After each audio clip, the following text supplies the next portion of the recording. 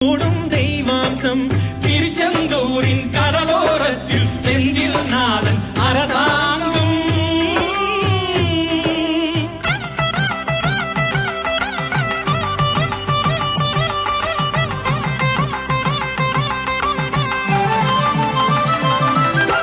கோவிலின் அருகினில் கூடிய கூட்டங்கள் தலையா கடலையா, குழந்தைகள் பெரியவர் அனைவரை இழுக்கும் குமரன் அவன் கலையா. கோவிலின் அருகினில் கூடிய கூட்டங்கள் தலையா கடலையா, குழந்தைகள் பெரியவர் அனைவரை இழுக்கும் குமரன் அவன் கலையா.